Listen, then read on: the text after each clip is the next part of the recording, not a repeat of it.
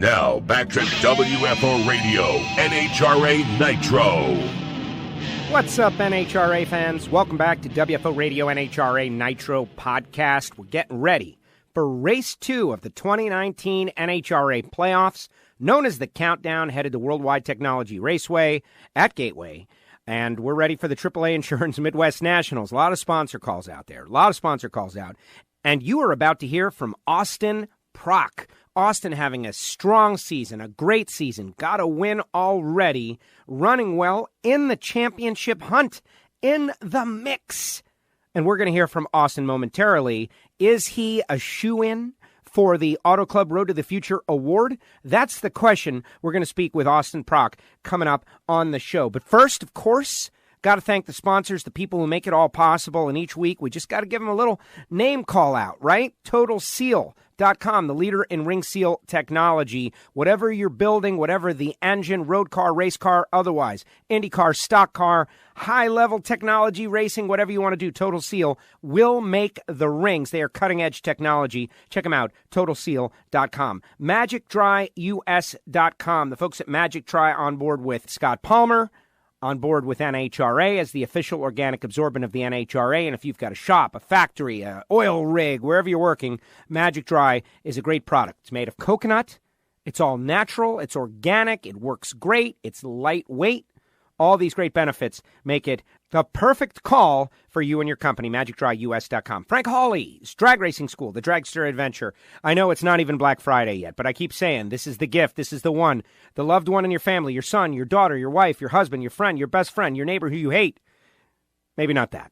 The Dragster Adventure. Courses start at $399, and you go down the track. It's a full-day experience. This is a fun thing. You're not like trying to become the next Super Comp World Champion. You are going out for a day of huge fun.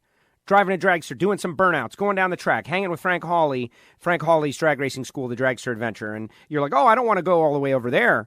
Well, they come to you, and they bring everything, and you bring nothing except for yourself. FrankHawley.com. RodaxCoffeeandGrills.com. Marvin Rodak, hot sauces and spice rubs. Spoke with Marvin the other day. We're all geeked up for the Fan Fest at the AAA Texas Fall Nationals. We're all excited. We're all fired up. Marvin's going to be there, and we're going to be hanging out. If you're going to the race, prepare to get some coffee from Marvin. Spice rubs and hot sauces and a pound of coffee roasted fresh per your order. Look, it's great stuff. He says he always gets calls, like people like that. Castello, he keeps telling me I got to get it, and so I'm getting it. And that's good. Good call. And samtech.edu. Have you heard the new Factory Stock podcast? Oh, yes, it is out. Mark Powick, Chris Vang, Brian Massengill, the 2020 schedule. Very exciting. Factory Stock podcast. Subscribe. But really, you got to hear Chris Vang. Young kid, worked at Madcap Racing Engines. He's already in the engine shop. He's already got the job, right? He went to Samtech and learned all the things he had no idea he didn't know. And now is on the path and having a great career, quote-unquote, living his absolute dream.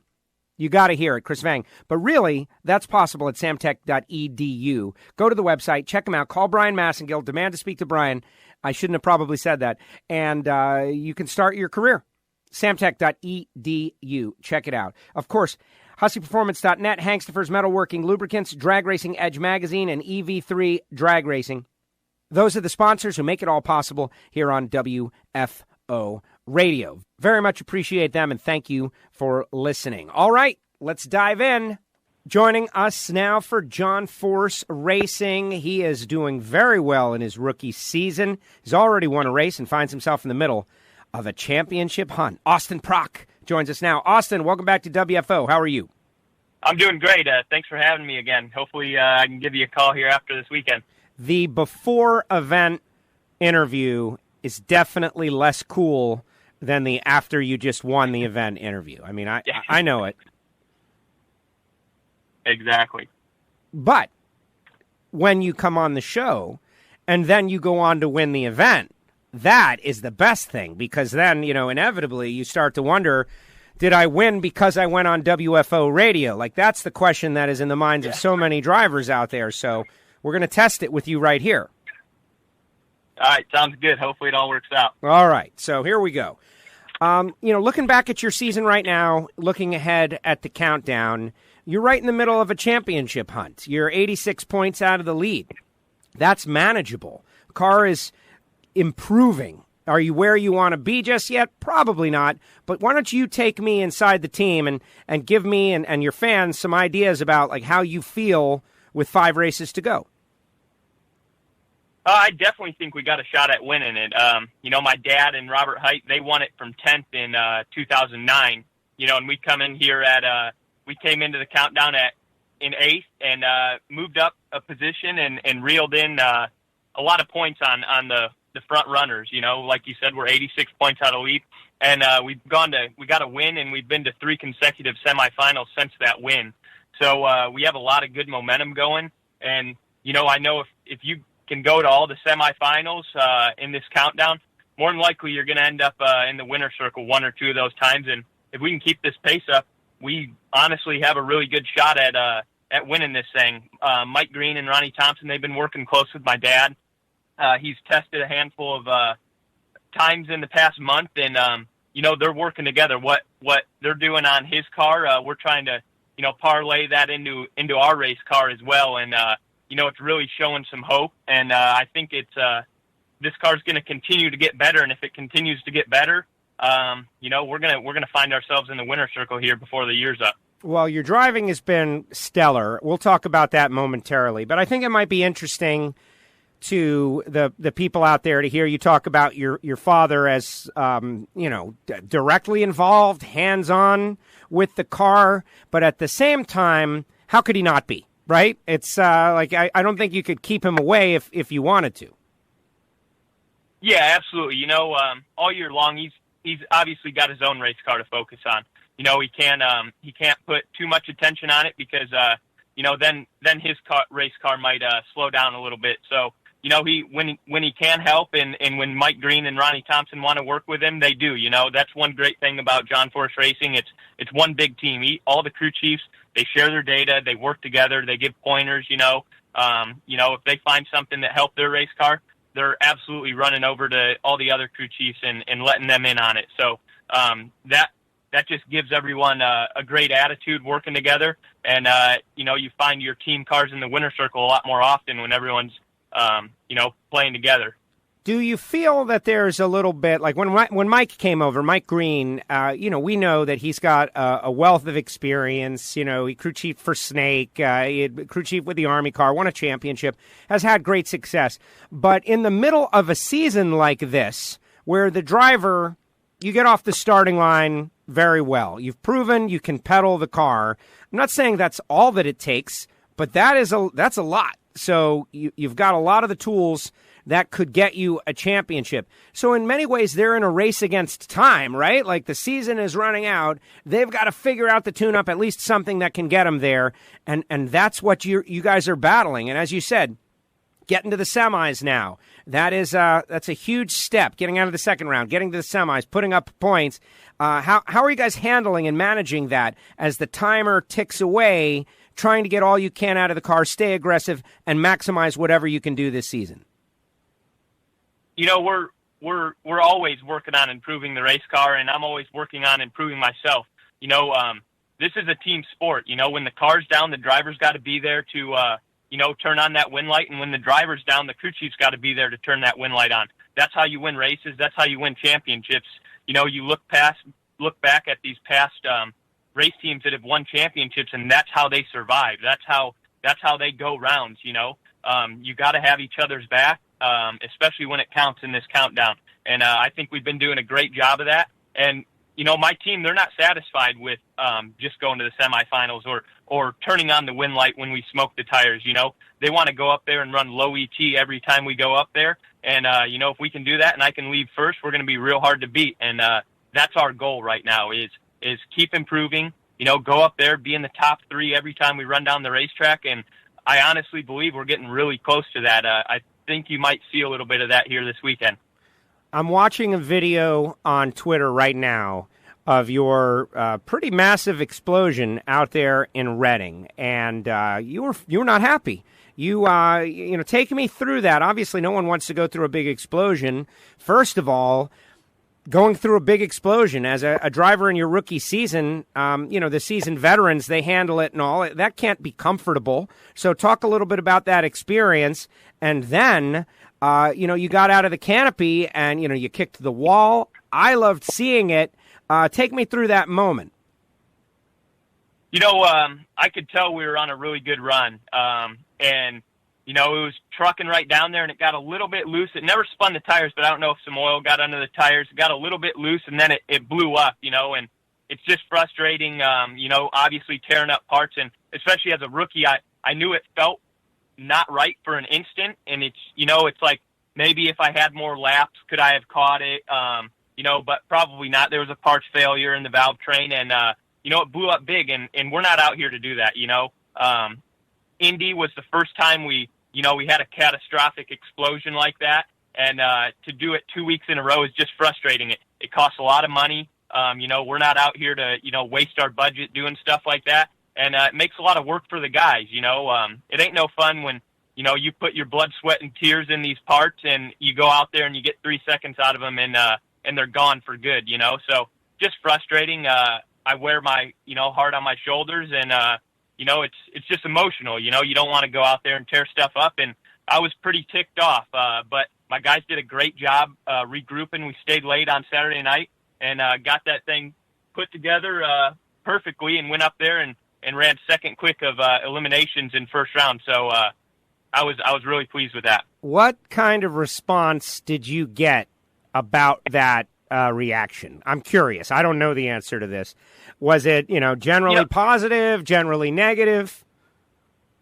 Yeah, it was honestly generally positive. I think the fans like seeing the emotion in the driver, something that's raw, and I honestly don't know why I got out of the car and kicked the wall. When you're mad, you do weird stuff, and that was the first thing that happened, and no one beat me up too bad on the internet. Every now and then you get someone negative, but I would say 95% of it was positive. Well, good. And that's great news. Don't hurt yourself kicking the wall. Like, obviously, that's number one. Yeah.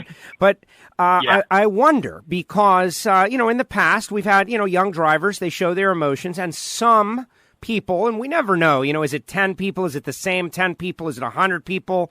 But even if it's 100 people out of, 500,000 people, that's not a lot. But I like it. I like seeing someone act out their emotions so that we can see. Unfortunately, you're strapped in a car, so it's not like you're dunking a basketball, right? You can flex after you've dunked the basketball or something like that. You're strapped in a car, so whenever we can see something that shows your emotion, oh man, Austin's not happy after that. That was good. I liked it. Yeah, absolutely. The sport, we're racers, but we're also entertainers, You have to put on a show for the fans, and the fans don't like a cookie-cutter driver, someone that's just blank and doesn't have much personality. And, I've been blessed to get put into situations where I can show my personality, and I've got a lot of good feedback out of it. And, that's just me being me. I was told at a young age, to build a good fan base, you got to be raw and you got to be you. And, I've been lucky enough to do that.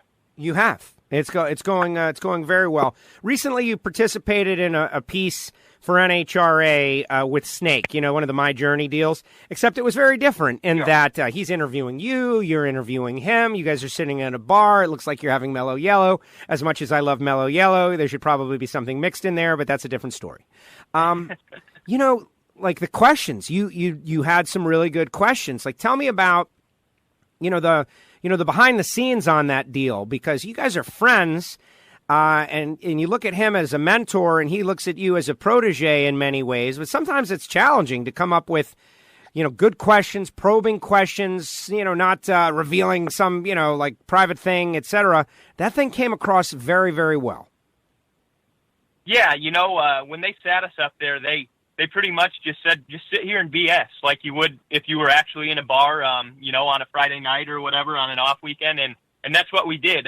They gave us a few pointers, like maybe hit this, but there was no script involved or anything. That was just raw, me and Snake just shooting the shit. And, I'm glad everyone liked it. There's another second piece coming out here shortly.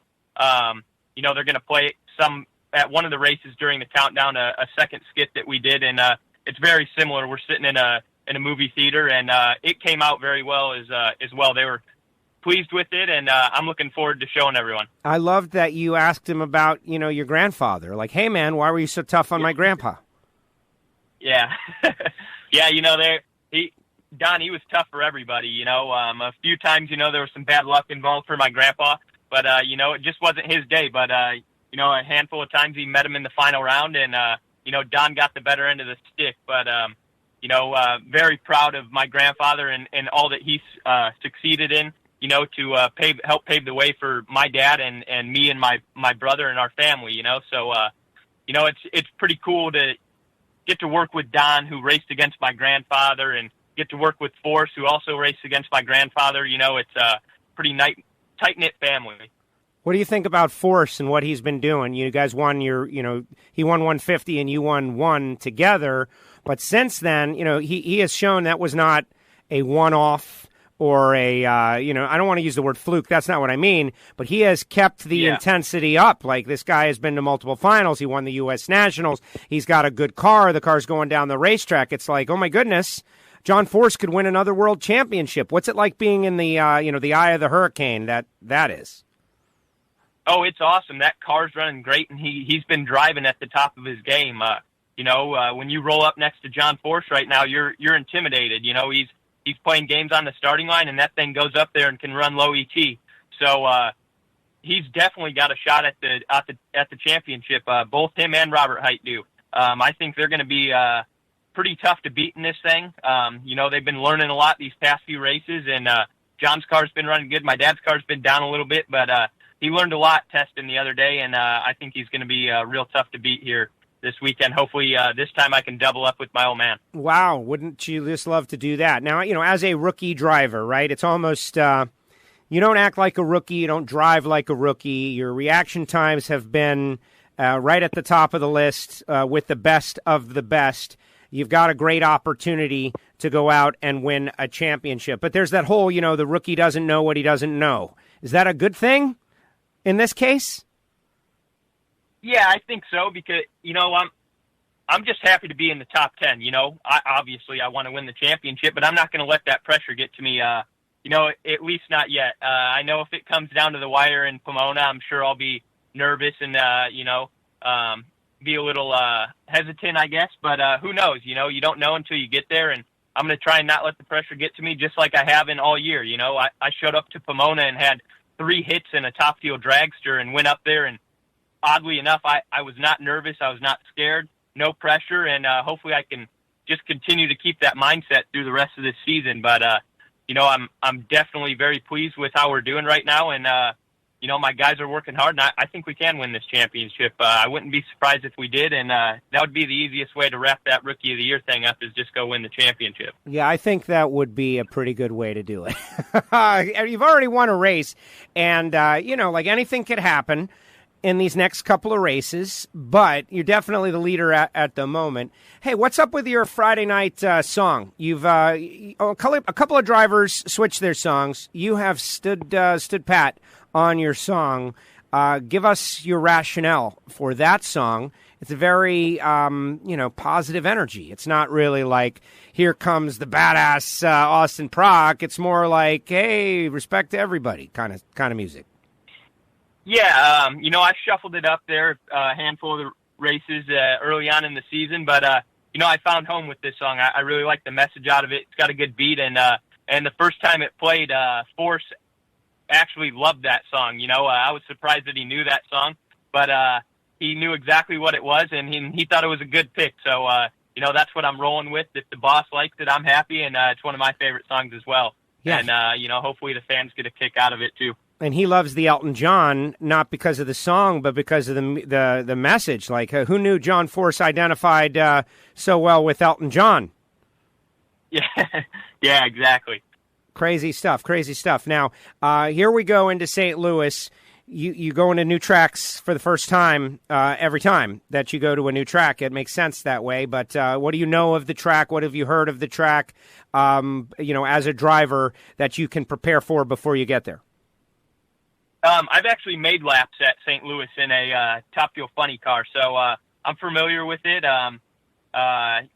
Awesome facility, and hopefully the weather stays cleared up and we can get some good racing in. It's going to be a hot one this weekend, which is going to throw us for a curveball. It's been fairly cool the past handful of races, but we're going to go in there, same mentality, same mindset, and hopefully turn those win lights on.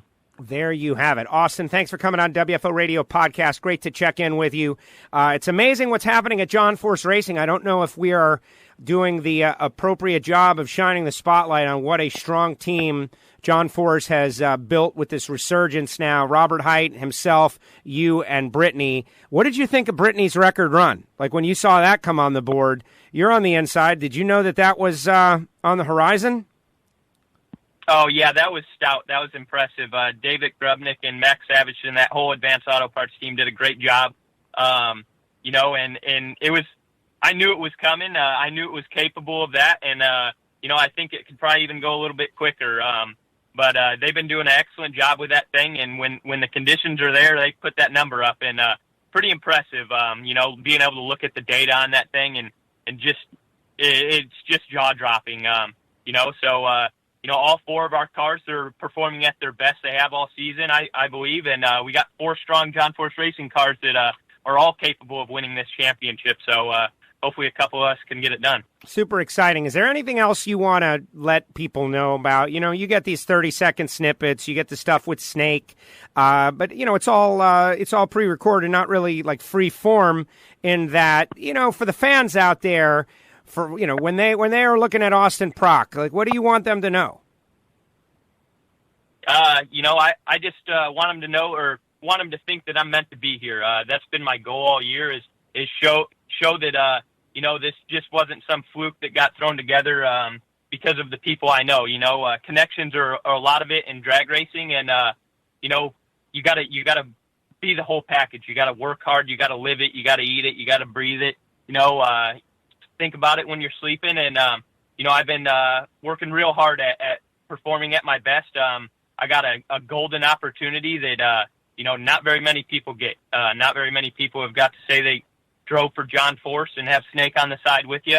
And, hopefully I'm making everybody proud. But I'm ready to get back out there. These off weekends are painful, I'd like to be at the racetrack each and every weekend of the year. And I'm ready to get to St. Louis and, hopefully do another outstanding job for all these guys. There you have it. Austin, thanks for coming on WFO Podcast. Good luck this weekend. Good luck in the final 5 races. I know you're going to be entertaining. We don't know what's going to happen, where the chips will fall, but you're right in the middle of the fight, and I know that's where you want to be. So good luck. Thanks for coming on the podcast and sharing a little bit for our WFO radio listeners. Thank you for having me. Hopefully I can talk to you soon. There you go. Well, we'll test that theory, right? Next week. You control it. You could be right back here, Austin. Thank you so much. Thanks again, man. Austin Prock, John Force Racing, with us here on WFO Radio. And if you haven't seen the bit with him and Snake, it's really good. You got to watch it. And I guess there's a part 2 coming out. Just, first of all, Snake hanging out, and Austin handles it well. You could see that he's been around the scene for a while. To me, though, what is coolest about Austin Prock is that he's a driver first. Yes, he's connected and he's got friends and relationships that have enabled him to put himself in this position. We've seen that hundreds of times throughout everything, right? Whether it be Ken Griffey Jr. or, Dale Earnhardt Jr. or, if you grow up in and around something, you're going to have a knowledge about it. You're going to have connections. You can have relationships. And sometimes that's the hardest part. But in the end, he needed help. He needed the sponsor, Montana Brands, to come on board and sponsor his ride. And what are they getting out of it? Well, I had never heard about it. Hopefully, Montana Brands. Now I do. I understand who they are, and I'm thrilled that they are supporting the sport of drag racing. They're giving Austin the opportunity to race. And is he doing a good job? Yes. The way he pedals a car as a rookie, like I was on the starting line out there in Reading, and I know he was annoyed about the way he pedaled the car. I didn't really ask him about this because, frankly, it's just kind of coming to mind now, but he was on and off the throttle. What? Like a Nitro engine. The guy is driving the car. He's not a rider. He's a driver. He's controlling the thing as best as he can. Isn't that what we want? the best drivers out there competing? Yes. And when they have a problem, you want to know about it. Yes, he kicked the wall. Yeah, kick the wall, man. Did he kick the car? He didn't kick the car. He kicked the wall. He was disappointed. That's what we need. That's compelling. That's excitement. I'll tell you something. I'll let you in on a secret right here. Okay, everybody, here we go. Talking about Nitro Primetime. Now you're getting a little Joe My Time right after Austin Prock. And all fans of Austin, I encourage you to subscribe to WFO Radio Podcast on a weekly basis. Spotify, Apple Podcasts, the free WFO Radio app. You can find it all at WFOradio.com. Like wide freaking open, radio.com. Here's the thing. On Friday nights, Q2, we do something called Nitro Primetime. Right, where all the drivers pick their song and they come out. I introduce them. Here's this guy, and the song plays. And we get to know a little something about his personality by the song that they play.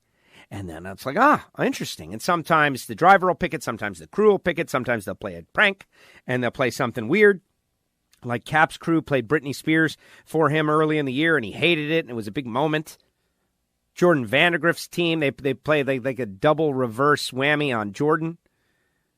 All kinds of fun stuff happening. They're having fun with it. They get it now and they love it. But here's the thing, all you drivers out there. When the song is being introed, guess who's on camera? You and your crew. You're on camera. What are you doing? Scott Palmer gets it right. Scott Palmer's like fist pumping and pointing into the camera and be like, yeah, you people at home, I know you're there and I'm about to go fast for you. Yeah. And it's like, works.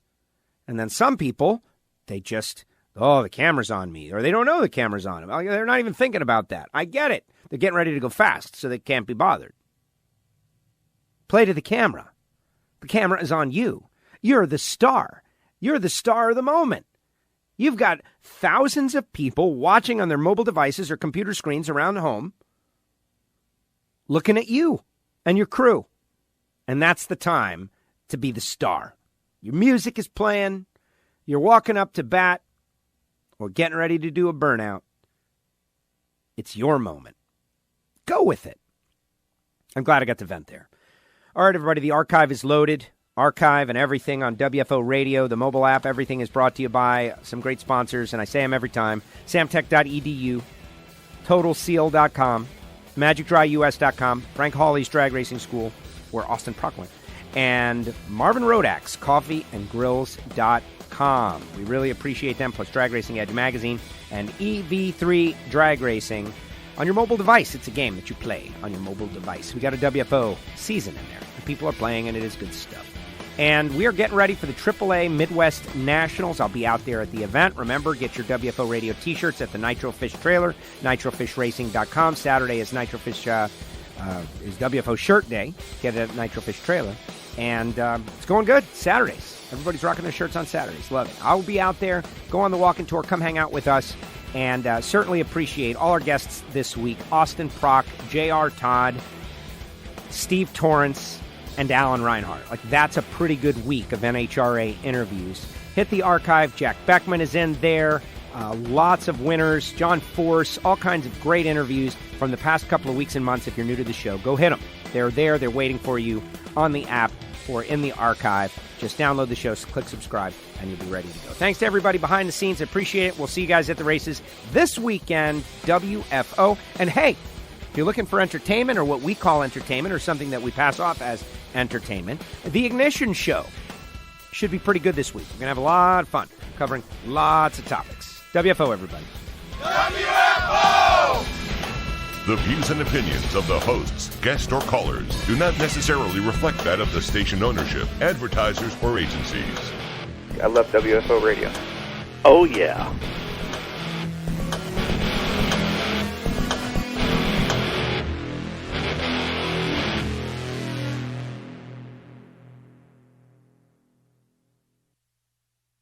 The one thing that top drag racing teams agree on is Hangstifers.com. Hangstifers metalworking lubricants are going to make you more efficient in the machine shop. It's going to save your tools, it's going to improve your surface quality, and it's going to make you quicker and more efficient. Go to Hangstifers.com to find out more information. Hangstifers metalworking lubricants since 1937.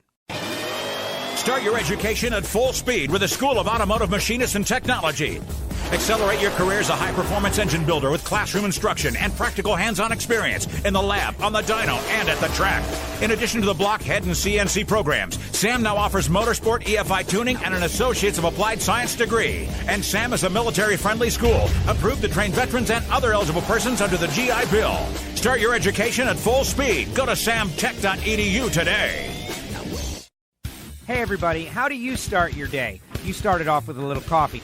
And do you want something cheap and vacuum packed with garbage? You want to pay for a retail coffee, it's like $11? Or do you want something that is good, like RoadAxeCoffeeandGrills.com?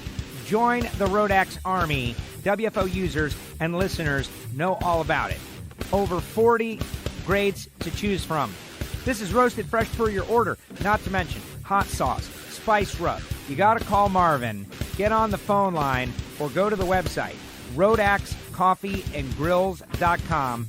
Check it out. That's RoadAxeCoffeeandGrills.com. This is Jeff Rice, a.k.a.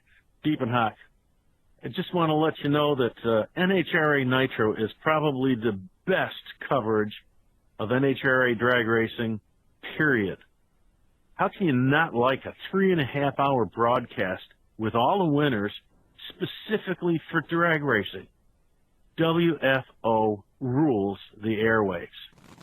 This is WFO Radio.